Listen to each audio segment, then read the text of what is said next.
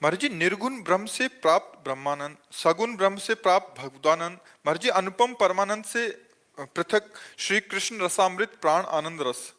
महर्षि भगवान के लिए भी विमर्श तथा परम रहस्य रस की क्या आप कहना चाह रहे हैं इसमें? राधा सुधा निधि में है वैसा वर्णन, वो उनके लिए क्या अगम्य है ऐसा?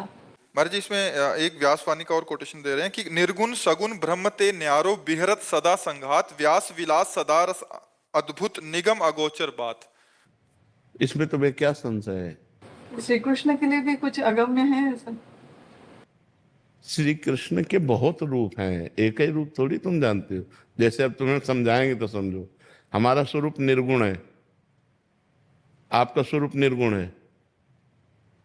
आप अपने को निर्गुण मानते हैं तो सगुण मानते हैं, तो ये देह को लेकर तो मानते हो नहीं। बोलो आपका स्वरूप क्या है?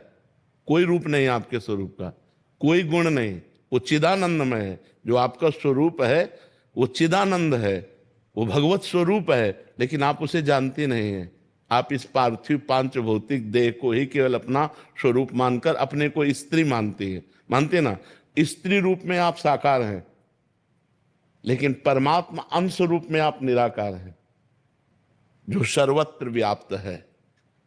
ऐसे श्री कृष्ण रूप में साकार हैं, लेकिन श्री कृष्ण तत्व रूप में सर्वत्र व्याप्त है।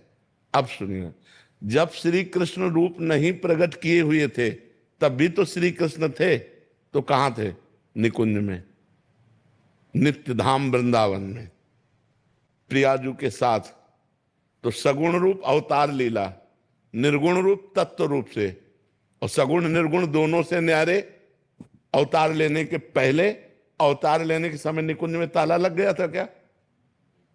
कि अब तो गए यहां से दिल्ली गए, हमें तो दरवाजा बंद है तो थे ना। तो वही है, सगुण निर्गुण दोनों से न्यारे, निर्गुण सगुण ब्रह्म ते न्यारो।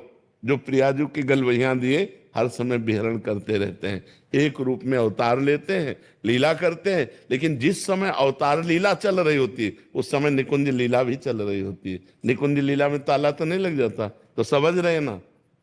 अच्छा, अब जैसे सखाओं के साथ श्री कृष्ण यहां खेल रहे हैं और कह दिया जाए इनके लिए भी वो अगम्य है क्या? उसी समय वो श्री जी की महावर रचना कर रहे हैं, उसी समय श्री जी का चिबुक प्रलो रहे हैं, उसी समय श्री जी की रूप माधुरी का पान कर रहे हैं। बोले श्री कृष्ण के लिए भी दुर्लभ है।